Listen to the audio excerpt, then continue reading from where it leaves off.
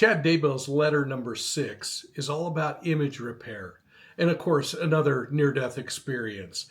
And he walks us from that normal newsroom job that he had into that second near-death experience near Hoya Cove that ultimately landed the guy squarely in a cemetery sexton role, something that fits his afterlife branding like a glove.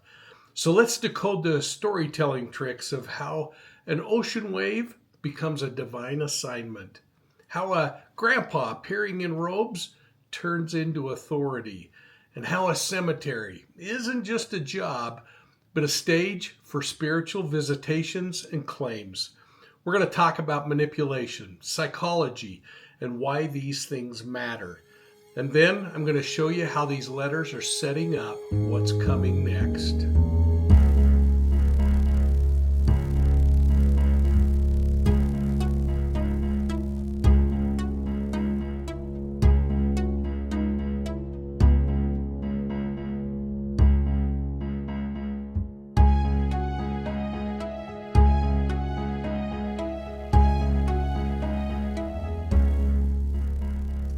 Well, hey everybody, welcome back to Profiling Evil. And if you're new here, hit the like and subscribe button. Ring the bell so you're not missing any of our videos. You're getting notified.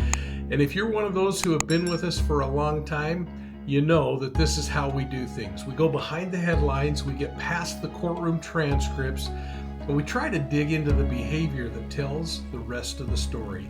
So please, share us with your friends and your contacts, because today, we're going to peel back more of Chad Daybell and his 6th prison letter. Yeah, that's right, from death row.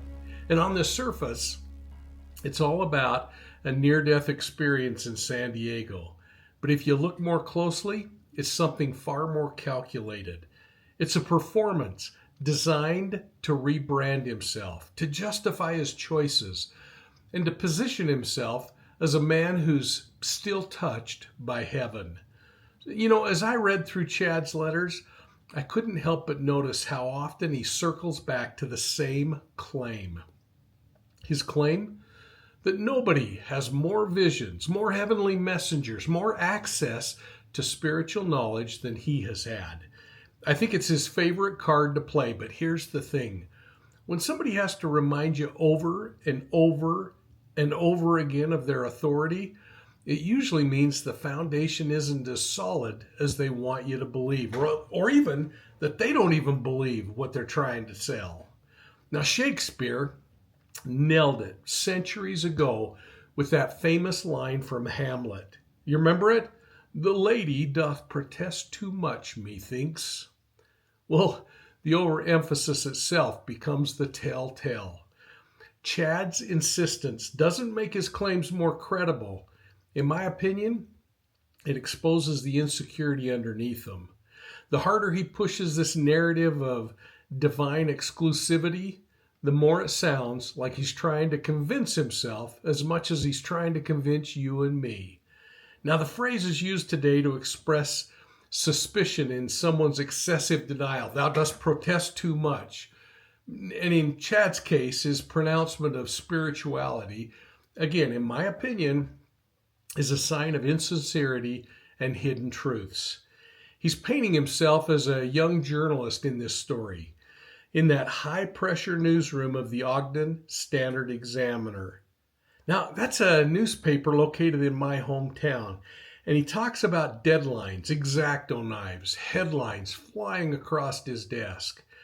And right there, he's making sure that you see him as this competent professional, somebody who's grounded, and that's the hook he's using.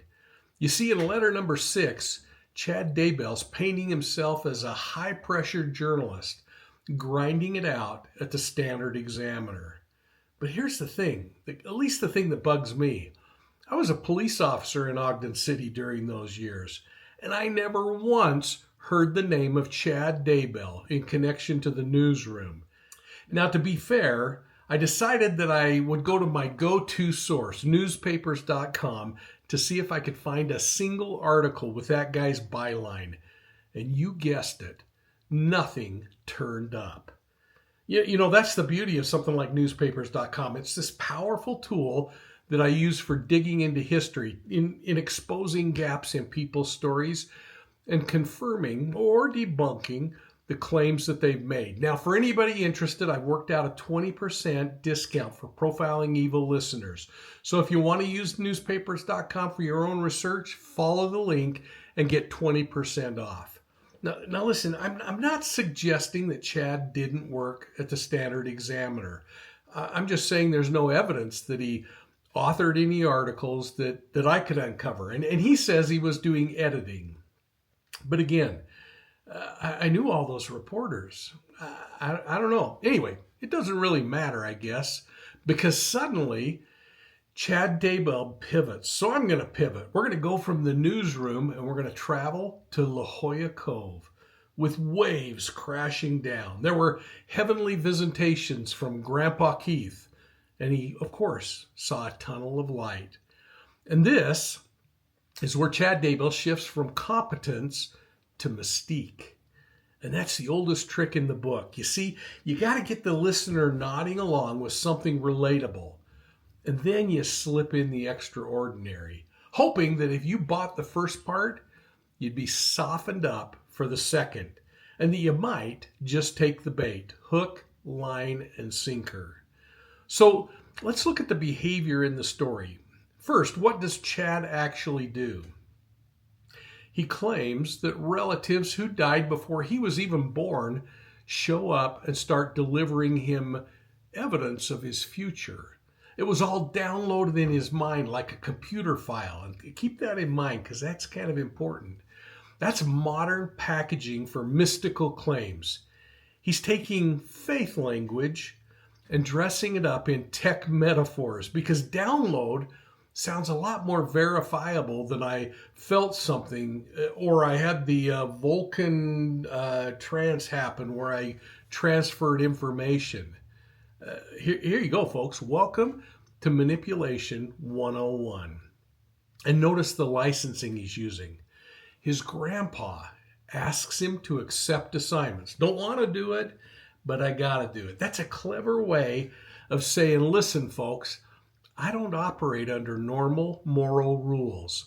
My orders are coming from the other side, the heavenly side. And for true crime listeners, this is critical. It's moral disengagement, and it's a hallmark in cases where people seem to justify terrible crimes by reframing them as divine duty. And here's where I think things get interesting. Because again, as he's shifting in this storyline, he's also shifting careers. He leaves the newsroom and he becomes, of all things, a cemetery sexton. Now, to most of us, that's a pretty unusual leap. But think about it. What does a sexton do? I mean, they oversee burials. They're dealing with plots and headstones and records of dead people. From a criminal profiling perspective, this is where my antenna really went up because access to cemeteries, burial records, and concealment, it's all just not only just plain poetic, it's operational and it's opportunity. And so now let's add a little voodoo to the mix. Picture Chad at dusk. In fact, I'm going to give you a picture of him sitting next to one of those cemetery stones reading a book that he's written. Palms full of earth, whispering that same rehearsed litany about visions and messengers. A ritual that he repeated so often it becomes incantation. And the more he chants his spiritual superiority, the more the refrain loses its holiness and starts to sound like a spell cast to keep doubt at bay. You know, Shakespeare's old line snaps back into focus for me. Protest too loudly, and you call more attention to what you're trying to hide or to bury. The burying, in Chad's case, is both literal and rhetorical. So there you have it, folks.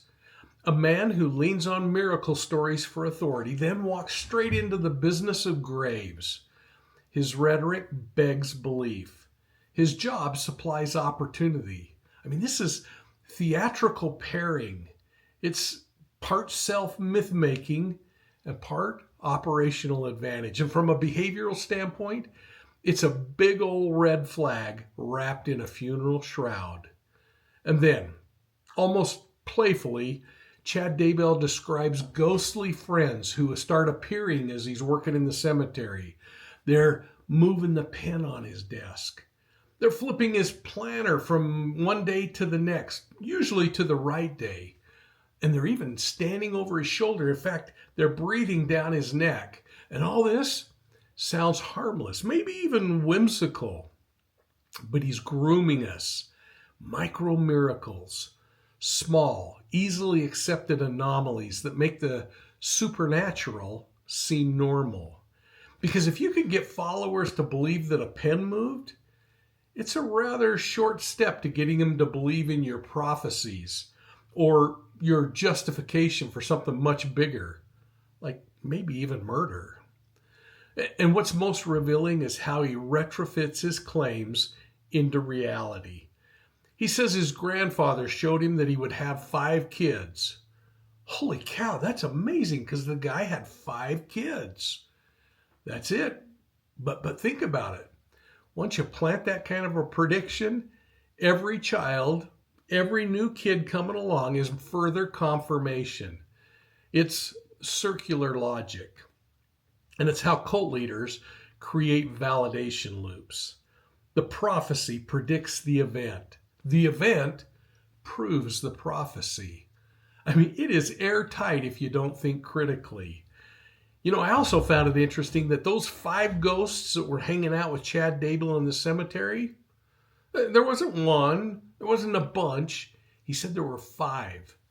Now this, I admit, is a wacky stretch, but in cult circles, numerology is important, and 5 can be pitched as the balance factor, the control over the elements, even the hand of God.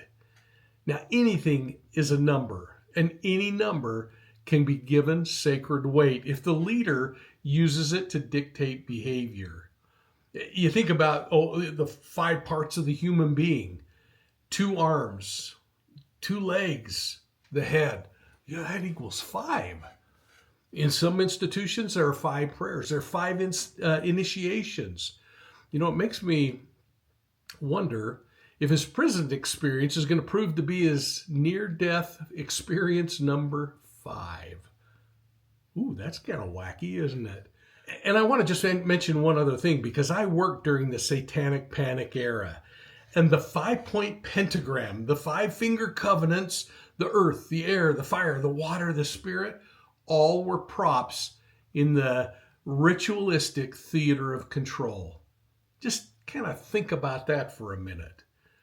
Now, in a moment, I'm going to use an AI voice to read letter number 6, because I don't want to give this guy anything that sounds close to his voice. If the self-appointed prophet can't convince you that he's talking to heaven, then there's a reliable fallback in his opinion. It's claim that he's being persecuted. The oldest trick in the cult leader playbook. When charisma and miracles fail, pivot to martyrdom. And in letter number 6, Chad Daybell does exactly that. He frames the state, the church, the press, those of you who don't believe, as a coordinated chorus of misunderstanding and malice.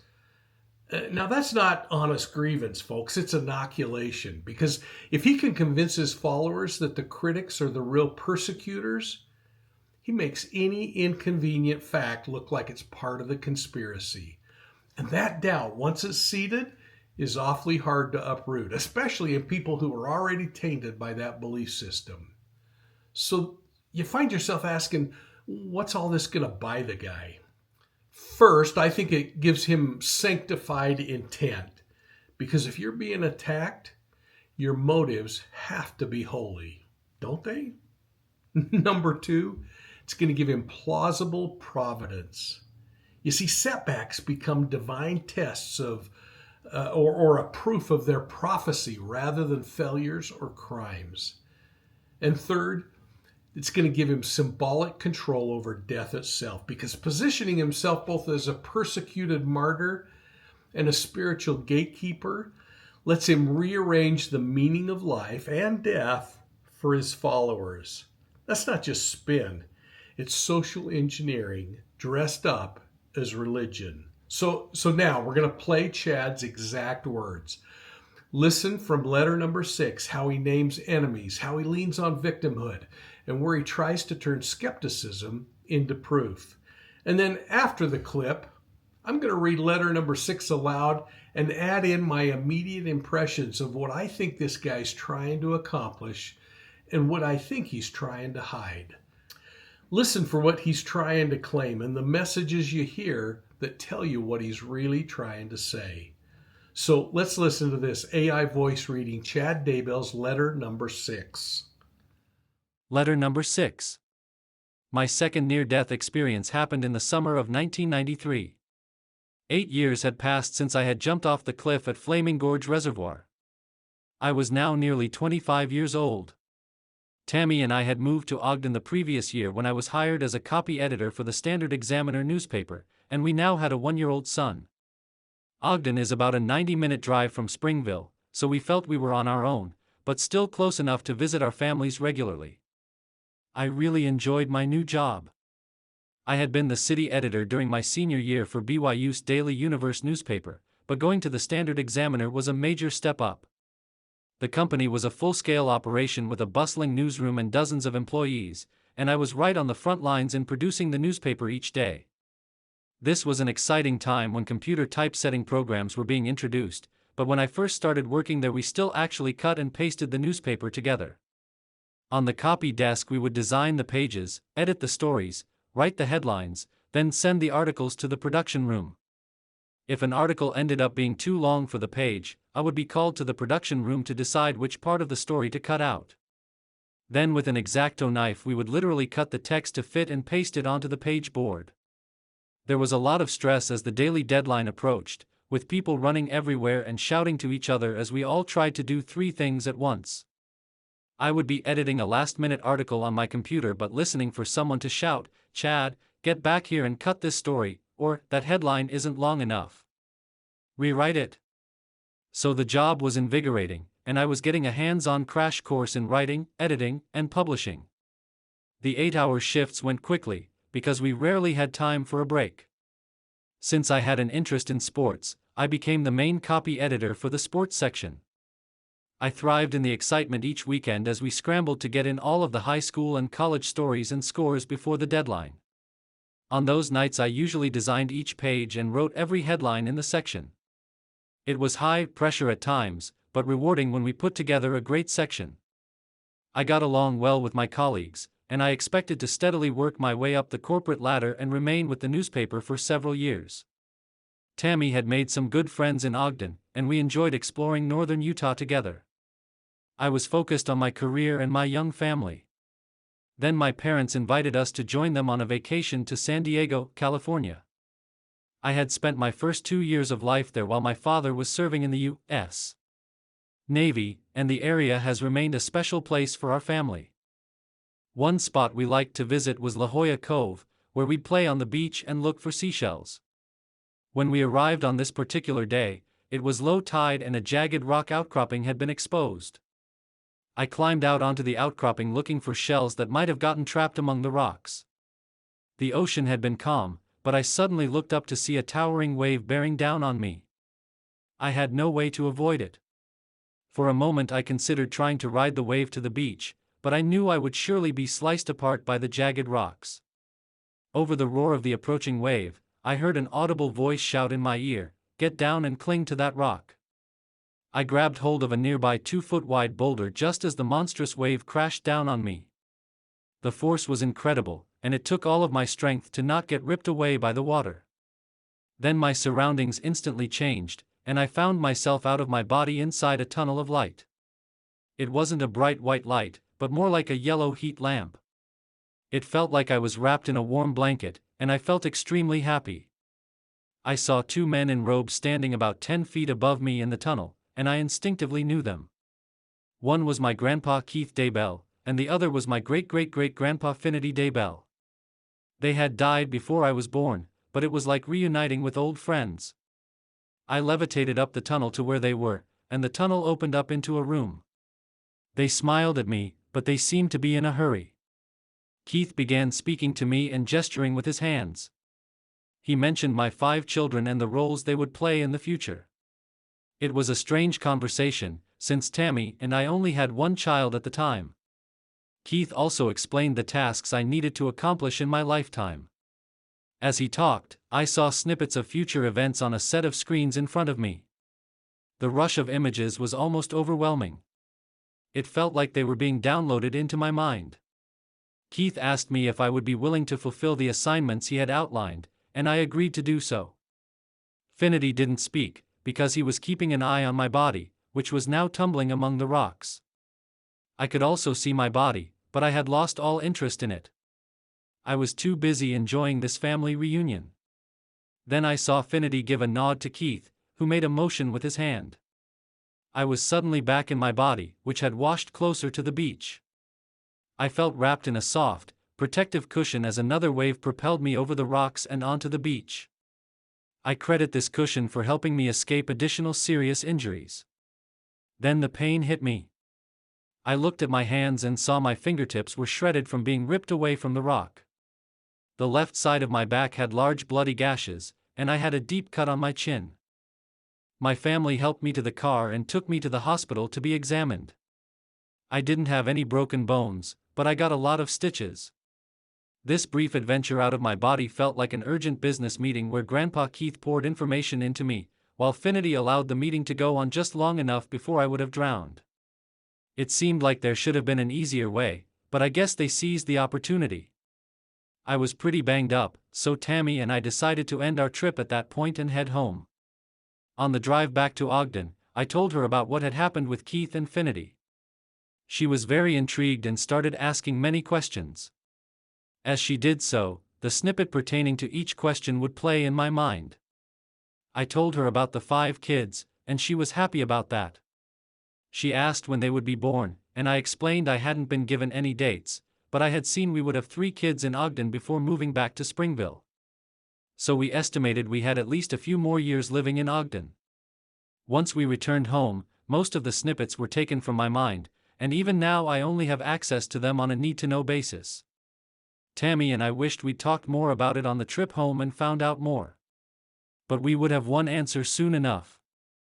Little did we know during our trip that Tammy was already pregnant with our 2nd child, and the 3rd one would quickly follow. I had seen enough in the spirit world snippets to raise my curiosity about one future job option, but it seemed highly unlikely to happen anytime soon. During my sophomore and junior years at BYU, I had a part-time job at the Springville Evergreen Cemetery. During the school year I would attend classes in the morning and work there in the afternoons. Then I would work full-time during the summer. Over time all of my brothers also worked there, so it became a family tradition in a way. The cemetery sexton was Denny Pickering, and he supervised all of the cemetery operations. These tasks included sprinkler repair, lawn maintenance, digging and filling graves, coordinating with mortuaries and headstone companies, and helping families purchase burial plots. I became Denny's assistant and took care of these matters when he went on vacation. In the summer, there was a 5-person crew to help maintain the cemetery, but in the winter it was just the 2 of us. I shoveled a lot of snow. About 2 years after my Hoya Cove experience, and soon after our 3rd child was born, my brother called to tell me Denny had announced his retirement. The city was looking for his replacement, and my brother thought I might be interested in applying for the job, since I had knowledge and experience other candidates might not have. This would definitely be an unusual career change, but Tammy and I felt it was the right time to make a move. I interviewed for the position and was hired the next week. When things fell into place so quickly, we knew it was the right decision. So with our growing family, we moved back to Springville in late 1995. Bookshelf. The late 1980s and through the 1990s were a unique time, when truths about the spirit world were being revealed from seemingly every direction. The Berlin Wall came down, and the rapid changes in the Soviet Union brought feelings of hope and peace as we headed toward the new millennium. A spiritual awakening emerged across the world as these life-changing events unfolded. Angels were a major topic of conversation on daily talk shows, and TV programs such as Touched by an Angel were very popular. Meanwhile, dozens of books about angels and visits from the other side filled the nation's bestseller lists. Many of these books were written by LDS church members who either shared their own personal experiences or who compiled the experiences of others. Here are some of the more notable spiritual books written by LDS authors during that time. Embraced by the Light by Betty Eadie, I Stand All Amazed by Elaine Durham, The Message by Lance Richardson, I Saw Heaven by Lawrence Tooley, the Beyond the Veil series by Lee Nelson, Coming from the Light by Sarah Hinsey, Echoes of Eternity by Arvin Gibson, The Life Before by Brent L. Top. After my second near-death experience, I devoured these books and many others like them. I felt I had discovered a group of people who could relate to what I'd been through. Each one of these books is excellent, covering heavenly topics from different angles but with the same general theme of a vast world beyond this one. I later had the privilege of getting to know and work on books with Lee Nelson and Sarah Hinsey. They are among the best people I've been associated with. Lee is a good-hearted, down-to-earth cowboy, and Sarah is a sweet, kind, thoughtful person. She's a true angel herself. Musical notes. Suddenly, after 3 years at the Standard Examiner, I was Springville's cemetery sexton at age 27. Although I had been anticipating a transition back to my hometown after the birth of our third child, I was surprised at which job had opened up. I had been looking at jobs in Utah County related to my communications/journalism degree. I had actually been offered a position on the Provo Daily Herald staff a couple of months earlier, but it didn't feel right and I turned it down. The cemetery job had been in the back of my mind, but I figured Denny Pickering wasn't going to retire anytime soon. Denny stayed on the job during my first 2 weeks to overlap a bit and answer any questions I might have. It was great to reconnect with him. My brothers and I always regarded him with great respect, but also as a wise guru, because he would share various sayings and phrases about life that were equally puzzling and profound. He would often tell us, "Enjoy. That's it." No elaboration or explanation. If we asked, "Enjoy what?" he would simply repeat, "Enjoy," and walk away. I finally decided Denny meant for us to enjoy each moment and appreciate life. So, I pass on that message to you. Enjoy. After Denny's final 2 weeks, I was on my own. I tried to not feel overwhelmed at first. The Springville Evergreen Cemetery is very large with thousands of headstones. People sometimes think the sexton job is easy, but as I described in the letter, there are many responsibilities tied to the position. But I quickly adapted and enjoyed the sunshine and fresh air after sitting at a desk and staring at a computer screen for 3 years. The biggest change for me was being much more aware of the otherworldly nature of the profession. When I had worked at the cemetery during college, I hadn't had my La Hoya Cove near-death experience yet. Any spirit world interactions at the cemetery had been rare before, but now I could feel there were plenty of friends hanging out in the cemetery. When I was alone in the cemetery building, I often sensed visitors from the great beyond joining me. On bad weather days I would work in my office to catch up on my record keeping, and invariably I'd soon notice the hair on the back of my neck standing on end. It was as if someone was leaning over my shoulder reading what I had written. I know these ghostly friends didn't mean any harm, and I would smile when I'd return from my lunch break to find my pen had been moved across the desk from where I'd left it. Sometimes I would arrive in the morning and see that my day planner was already turned to the correct day. That must have taken a lot of effort. I generally sensed 5 male spirits hanging around me. I understood they had lived in Springville many years earlier and had been friends during their mortal lives. They considered themselves the guardians of the cemetery, and I appreciated their help. But there were days when I just had to say, "Guys, get out of here. I'm trying to get some work done." And they would oblige. A few years ago, Rick Astley released a gospel album titled 50. Yes, the Together Forever singer from the 1980s who is now well known for the Rick Roll internet phenomenon. The album is fun and joyful, especially the song Angels on My Side. Rick sings, "I got angels, you got angels, everybody got their angels on their side. Everything's gonna be all right." I dedicate the song to my cemetery friends from 30 years ago who watched over me, and also to my current friends who I sense are helping me and protecting me now. Yes, Rick, everything's gonna be all right. So, what does letter number 6 really show us? I mean, it's not just a story about a man nearly drowning in San Diego. This is a template for how Chad Daybell's reframing coincidence as prophecy, how he's taking jobs and making them into providence, and how he endures persecution as proof of his righteousness. This is a guy who layers competence, mysticism, and victimhood into a cocktail that can seduce the unsuspecting. And I hope you're not unsuspecting at this point. Now, let me share with you what I think Chad Daybell is really saying and thinking as he writes this letter. Again, it's only my opinion, and I'd really like your thoughts on my interpretation. Well, as I've done in other letters from Chad Daybell, I've rewritten letter number 6. And I'm trying to present this in a way that I think Chad Daybell is really wanting to get the message across with. And he's not saying what is offensive, but what he's thinking, in my opinion, is. So let's give this a try. Letter number 6. And I'm going to be speaking like I'm Chad Daybell here. Hello, friends. Chad here. I want to tell you about something that changed everything for me. It was my second near-death experience, and it was the summer of 1993. Tammy and I were living in Ogden. I'd landed a real job as a copy editor at the Standard Examiner, and we had a 1-year-old son. We felt great. Life felt ordinary, and it felt good. There were deadlines, X-Acto knives, sports pages, the kind of honest, headline-chasing work that keeps a man grounded. Now remember, here's what he's not saying. I think I'm going to write this in a way that humanizes me right away. I'm going to make me newsroom competent, a family-anchored guy, somebody you'd hire to babysit your kid. I don't want them to think I'm a threat that they'd lock their doors against. I'm going to soften the listener and then start dropping some big claims.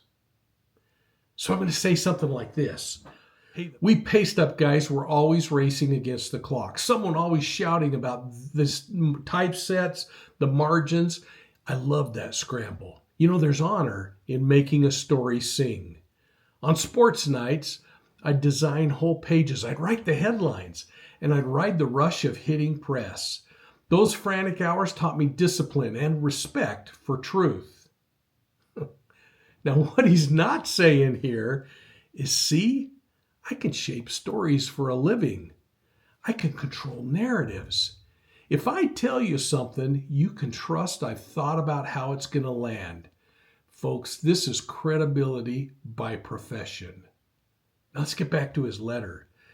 Because then he says, one summer, my parents invited us to San Diego. We went to Hoya Cove, and like any family looking for shells and sunshine, we were enjoying it. It was low tide. A jagged rock felt like a dare. I climbed out. Perhaps stupid, perhaps, but looking for shells, and the next thing I knew, the ocean rose like a wall. For a heartbeat, I thought about riding that wave in, and then, clear as day, a voice said to me, "Get down, cling to that rock." Well, what Chad Daybell's not saying is, can you hear these voices? It's going to remove all culpability. I wasn't a reckless guy out in the rough water. I was commanded to be there. And obedience isn't arrogance. Now, he goes on. I grabbed a 2-foot boulder and I held on and the wave hit. The world went quiet and then opened. I floated through a tunnel of warm light. Not cold, not clinical, but a kind of comforting yellow. There, waiting like old friends, were 2 men in robes. My grandfather Keith and an ancestor named Finity. They smiled like they'd been expecting me. Now, here's what Daybell's not saying. I think what I'm going to do is invoke family, because people trust family figures. You know, ancestral approval is an easy credibility shortcut. So I'm going to go on by saying that these 2 spirits that were waiting for me lifted me into a room where things began moving quickly. Grandpa Keith spoke of my 5 children that I was going to have and the roles that they were going to play over time. He listed tasks for me to accomplish on earth. Some were small practical things, not dramatic decrees, but when I heard him, I saw images like short film clips popping into my mind, flashes of people and places, almost like little downloads playing on a screen. My grandfather asked me if I'd do it, and I said, yes, I will. Now here's what he's not saying. See? Listen, folks, I'm not inventing this. I was assigned. You see, downloads make it sound modern and verifiable. If someone who's deceased orders you to act, heck, you become an instrument, not a villain. And then he goes on by saying, Grandpa Finity watched my body among the rocks while I was gone. So he's the shepherd out there watching the body bounce around in the rocks while the other grandpa's giving him spiritual guidance. He says, when I came back, my hands were shredded, my back was gashed, my chin was split, stitches all over my body, but no broken bones. And here's his hero moment. He says, I don't dwell on the pain. I go right to the miracle that happened. Well, he says I came back to life and that he and Tammy drove home. And Tammy asked ordinary questions, the kind that wives ask. What does that mean? Anyway, he says each time that she asked, another flash of insight dropped into his mind. Names, places, where children are going to be born. He said Tammy laughed off his comments as half jokes. But, he said, we then found out she was pregnant again. Coincidence? Turns into confirmation. And here's what this guy's not saying. I am going to plant the prophecy seed, and then I'm going to let life confirm it. You see, seed a prediction, wait for a matching event, then claim validation. That's how believers are going to get sucked into this. Now he says then, life turned a corner. The Sexton job opened up at the cemetery, and for ordinary reasons, he said, he took the job. And on the surface, it was just regular work, sprinkler repair, ledger keeping, putting on headstones, refilling the dirt. But the role fit him, and it felt right. He said we moved back to Springville, and he became the caretaker. But here's what he's not saying. He said the job put me where the dead people are and where their stories can live. It gives plausibility, and it gives him access to graves and records and rituals. It almost looks pastoral, not opportunistic. It's the perfect cover for him. Well, in that place, the world felt different, he said. There were 5 deceased spirits who followed him around, doing all kinds of small things, moving pens on his desk. The pages of his planner were turned. He would feel them breathing on the back of his neck. And he said he knew that they were reading the same things he was entering in the computer. And he said at times he'd joke with them, saying, hey, all right, you guys, give me a break. Get out of here. He said, I felt watched over. 5 male spirits who became his guardians. He said they weren't loud. They were just there. And what he's not saying is I'm going to fill people with micro miracles. Small, repeatable anomalies that build private proof without inviting public scrutiny. These kinds of things are emotionally sticky. Well, he goes on. Working among the headstones taught me to be a quiet kind of authority. He said, you watch funerals, you listen to grief, you learn timing. Isn't that interesting? You learn timing. You learn what people forget and what they keep. It's pastoral work framed as service, but it gave me lessons on how people mark endings and how the living sanitize or bury inconvenient truth. And here's what he's not saying. It turns operational knowledge into pastoral legitimacy. Caretaking language shields access to things that other people might find suspicious. It helps me sell my story. He said he went on to read books and the pages echoed with insight and vision. This guy was having visions left and right. He said he felt less alone. Later, he worked with a few of the authors that had similar kinds of near-death experiences, and he says, look, other people were having this happen. What he's not saying is that by name-dropping what he thinks are trusted authors buys him social proof. You see, if expert work resembles his own experiences, listeners are going to make the leap from peculiar to plausible. He goes on and says, you know what? That's the newspaper, La Jolla and grave digging story in short. A small, ordinary life interrupted by something that gave it direction. So he's saying, look, I'm just a normal guy who heaven selected to do extraordinary things. He said the downloads come and go. Sometimes they're vivid, sometimes they're whispers. But the shape of the work is clear to me. Quiet, practical, mission-oriented. He goes on to say, not the sensational kind of thing like the news likes. You know, the dramatic headlines that are usually backed by facts. But he says, my work isn't about spectacle. It's about duty. What he's not saying is, I got to recast my narrative arc as destiny.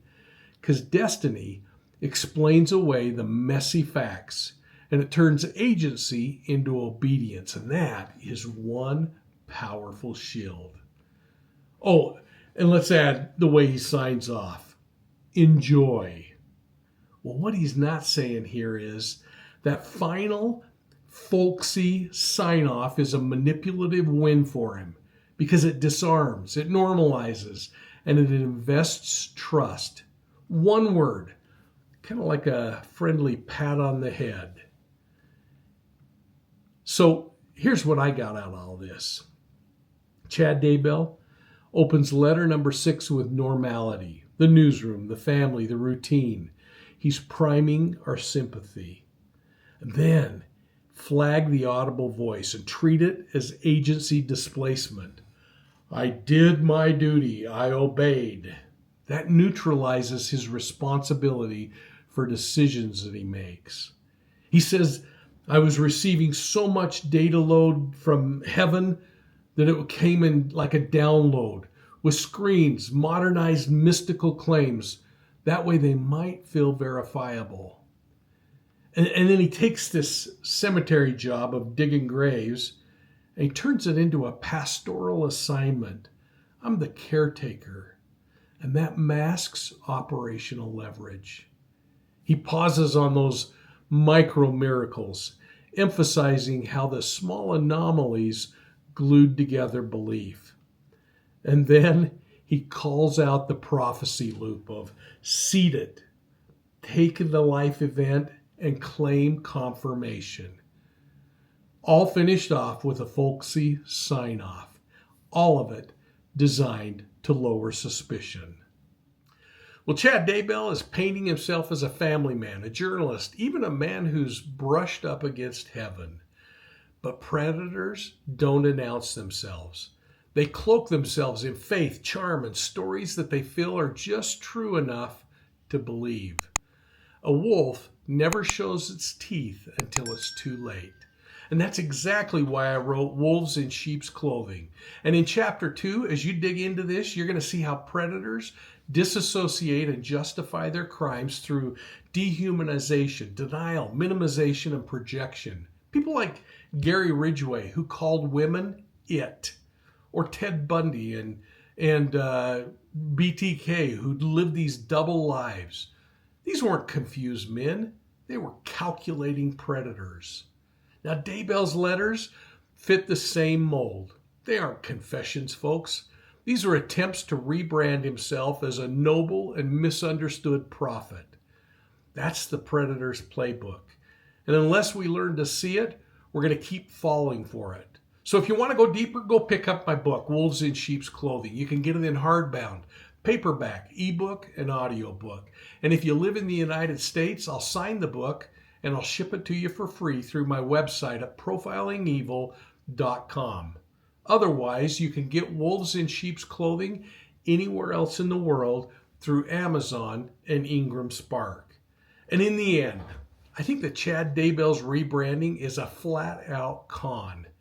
His story ends where it began, with manipulation. He isn't writing for cathartic reasons. He's writing to retain followers, to rebrand himself as a martyr, to humanize himself through nostalgia, and to insert religion as a moral cover. And perhaps most importantly, his plan is to plant seeds for the appellate courts, for clemency boards, or for future jurors who might one day read his letters from prison and think, holy cow, maybe this guy was misunderstood. And I'd like your thoughts. Do you find Chad Daybell's letters compelling? Do you find them offensive? I hope you'll put your comments down below. And as you deal with each other, please be kind. And watch for my review of letter number 7, which should be released shortly after this one. I just can't believe he's going to stop now. And remember, you can find Profiling Evil on Facebook, Instagram, YouTube, and Twitter. And if you like your true crime on the go, check out Profiling Evil's audio podcasts on your favorite podcast platform. I want to thank our friends over at CrimeCon for giving me the chance to be on the big stage again this year. You know, there's a reason Profiling Evil was nominated for the 2025 CrimeCon People's Choice Award. We are so grateful for those of you who cast your vote, and we're going to keep working on content that's worth listening to. Check out our website, profilingevil.com, and while you're there, sign up for our digital newsletter, the BOLO. It stands for Be on the Lookout, and the only way you're going to get that thing is by signing up online. Hey, and keep in mind, Gardens of Evil is dropping in just a few weeks. Go to the link down in the description below so that you don't miss an episode. Thanks again for your support, folks. We'll see you soon at the next crime scene.